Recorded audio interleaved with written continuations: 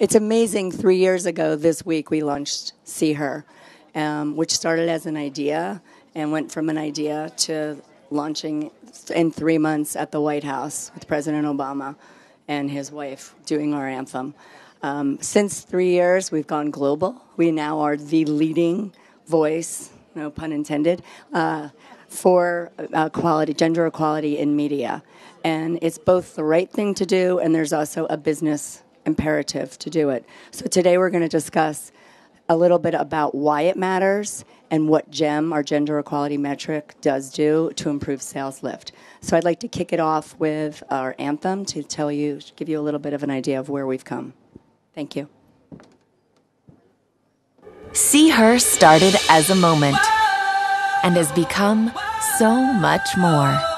As media makers and brand leaders who help shape our culture, we see the powerful opportunity, the responsibility to make a change for good. Stronger than the wind, we're coming home so we can finally begin. I know. But to be the change, everyone needs to see the change. Because when we can see her, we see strength. We see inspiration. We see ourselves. When we change the conversation, we can change the world. It's not only our job to entertain, but our duty to inspire and educate for love and respect. You can't spell heroes without her. See her.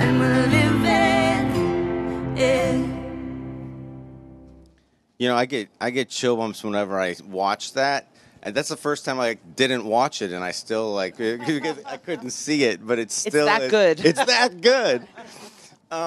Well, today we're here to talk about measurement and accountability for brands and media, and I would like our panelists to introduce themselves. And before you do, so my role with See Her is I'm the senior director.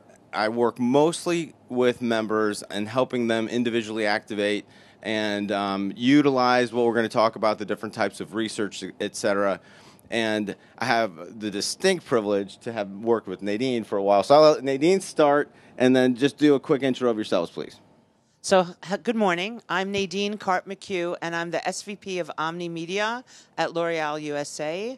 And we've been involved with See Her from pretty much the beginning.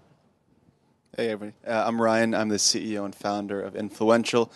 We are a social data and conversion company, and we essentially use influencers, micro, macro, and mega size, to map back measurement like offline sales, foot traffic, TV tune-in, so using the emotive ad unit of an influencer to drive a result.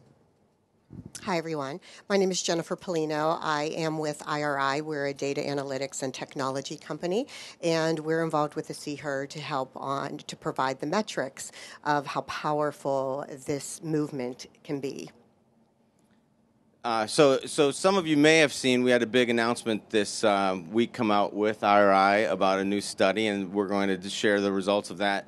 But the results and that whole study was grounded in something called GEM, the Gender Equality Measure. I would like for Nadine, would you, as first of all one of the first members ever, and also a leader, Nadine has That makes me sound really old. since 2016. Thank you. It started in 2016. And so you've been really involved not only as a brand but personally on our advisory board. Would you share why L'Oreal got involved, why it's important, and then maybe give us a brief intro of the GEM metric that that is the basis of the study? Sure. So I was first, and I still am, very proud to be an ANA board member, and the Shelley Zalis and Gail Tifford, who used to be at Unilever, is now at WW, came into an ANA board meeting and with Patty Kerr, where I don't know where she went, to do a presentation on See Her. And it really came out of what used to be the Committee for Family-Friendly Entertainment, because for years and years there was a pull across the United States where there was a demand with consumers that they wanted to make sure that there was enough family-friendly entertainment out there that represented what the values of families. And when they did current research in about 2015, 2016, what consumers were asking for were more positive portrayals of women, because they recognized that women were not being positively portrayed and we were going backwards. Right. That exact statistic was 90% of parents said the fact that there were no role models for girls was their number one concern about programming. Yeah. So for me personally, as a mother of both a son and a daughter, I have a passion to make sure that gender equality is something that not only do we strive for, but that we actually deliver, hopefully in my lifetime. And I've got quite a few years to go, but I'd like it to be in my peak years. And professionally, I work at L'Oreal, and we make products for women. And a lot of our brands, most of our brands, have great activations and stand for women of worth. L'Oreal Paris is all about women who are worth it. Maybelline is about making your mark.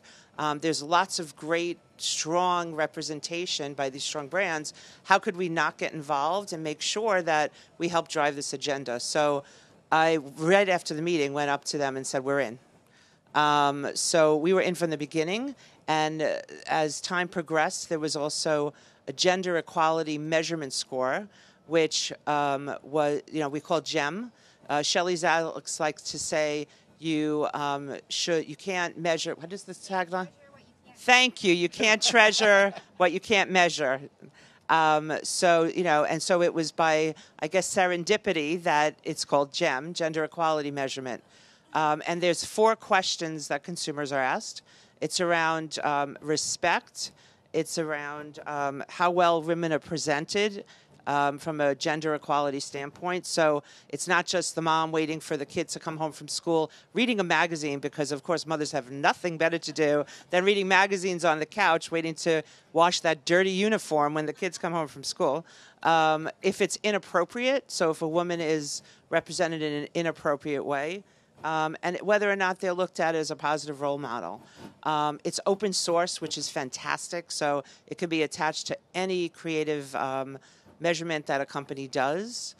So we're all in. We use it all the time, and we also use it from a media standpoint. So programs are measured, but also programming is measured, as well as your messaging. So we leverage the GEM scores for programs to negotiate media. And we, along with other board members like Mark Pritchard and Gail Tifford is very much still involved, along with a slew of others, have gone to the networks, and many of them have come along, and they also believe in this very heavily. But there's still a lot more work to be done, so we need all of you to get involved too, to sort of drive more programming. Really, all programming should be GEM friendly. So there's been a lot of work done, and I think everyone should get involved, and we really need to take this to the next level. And that's awesome. And we keep taking it to the next level, which we're going to get into this study. So what we learned about GEM longitudinally is that it correlated to things like reputation, brand reputation. It drove it by 11%. It drove purchase intent 26% among all women. It drove purchase among all consumers, and it drove purchase intent among women 45%. So we were seeing these correlations that were all about, okay, this isn't just a good thing to do. This is actually good for business. And yet we wanted to take it a step further. And so then we partnered with IRI. And Jennifer, would you tell us about that first study that we did with one of our See Her members, Kellogg's? Sure. And I first, heard about the initiative after we had, I was talking with Mark and Stephen Quinn about the initiative and understanding, while we're seeing these correlations between purchase intent and equity measures and reputation about the brands. And we at IRI are able to directly link exposure data for media back to offline sales. And in the CPG world, still today, even though there's a great e-commerce world, there's 90% of all sales are still done offline. And knowing that 85% of the purchasing power is through women, we wanted to make sure that we follow this initiative and see where it could land. And we started to have this dialogue about, well, purchase intent is a fine measure, but does it actually translate into a real sale? Sometimes you see that it's like when you're looking at measuring social, a like doesn't correlate always to an actual sales, because some people are more aspirational, or, I like that cute puppy, but that doesn't mean I own animal, or I'm going to buy an animal. So that, making sure that when you're looking at products and looking at advertising, that that sale equals what you're trying to drive. So we started to say, okay, of all the See Her members, what can we do? Let's do a test. And we worked with Kellogg's on their Special K brand, and they were also one of the early members of the See Her initiative. And we measured 5 different campaigns across 15s and 30s, and even a Hispanic campaign. We were able to get the GEM scores from the See Her initiative. And we took those GEM scores and we married that up with our methodology, that is a test and control, significant methodology that looks at those individuals who have purchased within the category, and we match lookalikes exactly to those individuals, and we measure who has bought, who hasn't, and when they were exposed to the advertising. So you get that, you can see that incremental lift associated with it. And we can do that, and we can break it out not only by the creative, but by the target group or by programming. And so what we found was that in this particular study, which we were able to showcase at Ad Week last year, was that there was this correlation that if they had scores, GEM scores above 100, because the GEM scores is an index, and we look at those positively rated, which we call over 100, and those that are below. And we looked at the creatives of those that are 100 and below on those 5 different ads, and those that had a higher GEM score were directly correlated to higher sales lift. And those that didn't really have a significant lift. And so we started to think more about this. Well, wow, is this just a one-off, or is this a trend? Well, before you go to the one-off or a trend, yeah, tell us about the programming piece. Yeah. So on the creatives was one story, but we also measured all of the programs in which those ads appeared. Correct. Yeah. So we looked at that, and then we looked at all of their programming as well. And those ads that had higher GEM scores that were placed in also higher rated creative had an exponential factor.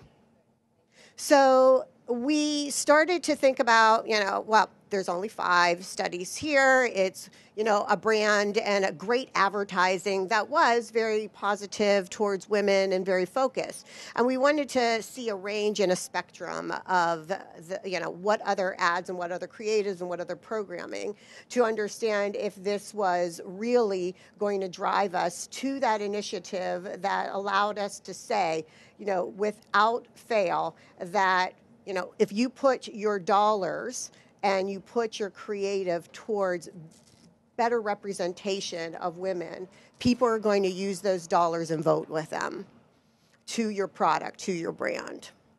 So, and some of the specific results of that first study, it wasn't just a little lift. And there aren't many things out there that drive significant improvement in lift over another. If you gain a percentage here or there, people are happy. It was a 200% lift. Over our benchmark. Over the benchmark.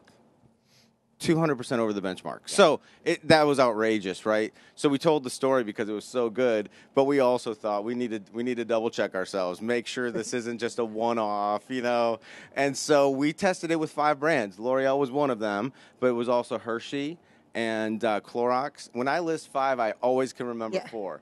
I can list them for you, Mark. It was Hershey, Clorox, Anheuser-Busch, which was interesting. A lot of great data there. And who was the fourth one? Dr. Pepper Keurig. Yeah, Dr. Pepper. Yeah, Keurig Dr. Pepper. And what was interesting about those, we specifically chose brands that were very different and within different categories. We also looked at a range of each one of those brands' ads. So we looked at ones that were 60 seconds, 30 seconds, 15 seconds. We looked at programming across all different genres and to see if this aggregation of data is showing that same trend. And so what we ended up measuring was 20 different ads against 428 different programs. And the results were just what we want. The results were fabulous from a standpoint, from an aggregation. All the creative that was above 100 showed a higher lift. The programming showed a higher lift. 5 times on the creative, there was a 5 times greater lift on those ads that had a positive GEM score than those that don't. And then there is a 2 times greater lift of those lift in programming. And so, again, exponentially, the factor is, twofold when you combine creative and context, right? To me, one of the most surprising things in the study was how important where you place your ads are to your effectiveness. Again, it's one of those things that's good to do. You want to support content that portrays women the right way, but does it really have that kind of dramatic effect? 2x is significant just by choosing the right placement.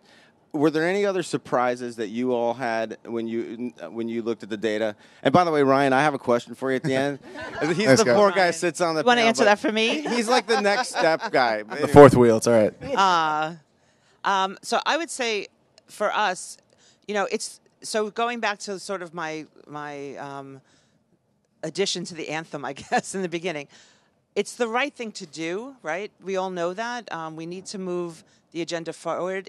Women need to be equal to men. We need to have a world where we walk side by side, and we need to be portrayed that way in everything. So it's intuitively right that it's good for business.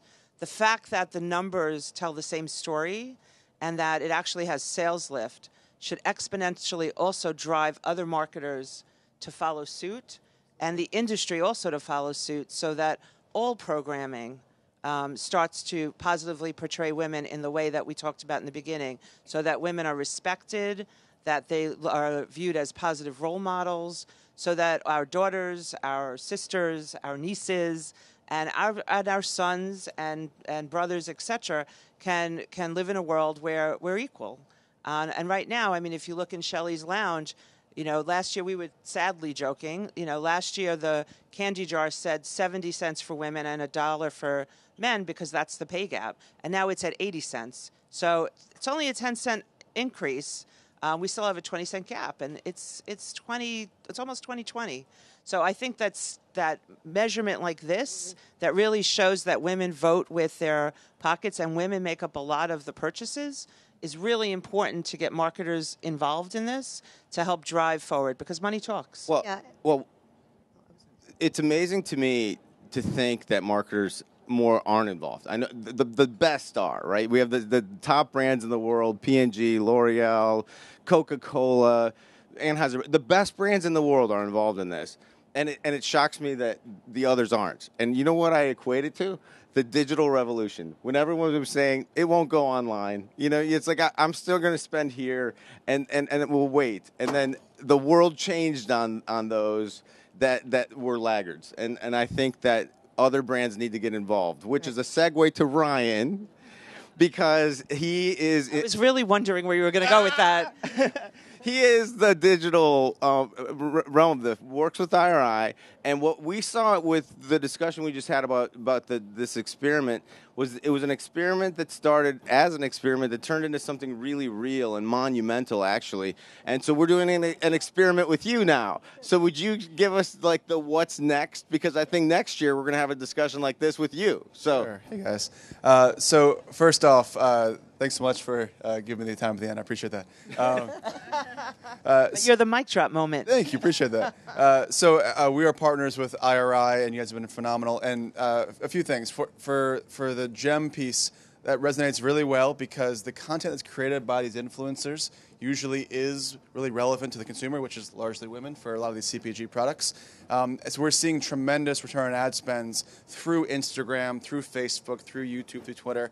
And it's essentially the same audiences you might see on TV and digital, but applying that to these emotive ad units and driving sales in store. And then with you guys as a larger whole, I can't say too many things about it, but we're taking IBM Watson psychographics. So when you speak on social, you come across maybe as adventurous or hedonistic or altruistic. We call it semantics or personas.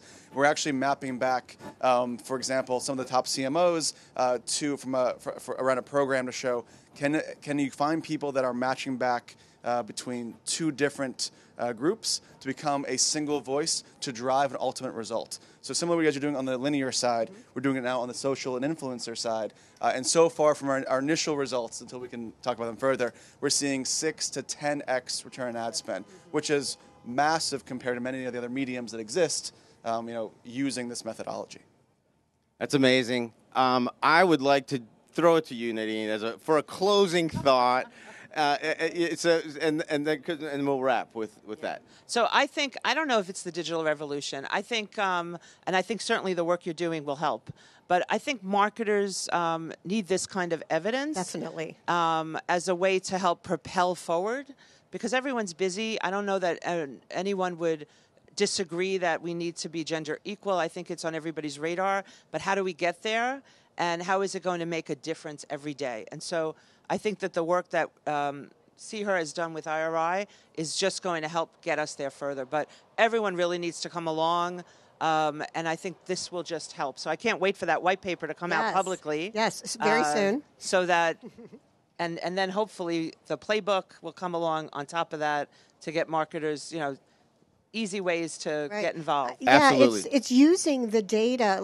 So you take your beliefs and you have something to back it up with. And you can walk with it with your head held high and prove it out and say, this is what you want to do. You work with your agencies. You use it to help creative be better. You use it with your media buyers and the planners to make sure that they're buying in the most appropriate manner. And when there's deviation from it, you have the data to come back and say, we are not moving past what we believe is right, and it's proven that it's right. And it should be a priority because it's the right thing to do and because it's good for business. 100%. Follow us on seeher.com. Seeher2020 is our handle on Twitter and every place else. But yes, check us out. And if you work for a major brand or agency and would like to join See Her, contact us because we'd love to. It's the power of the pack. And even though I'm a guy, I can say that because we're all on the same team. Men Absolutely. are part of have to be part of it. We're all equal here, 50-50. The relationship. I don't even think we planned that, actually. No, we did. All right. Thank you, everybody. Thank you, guys.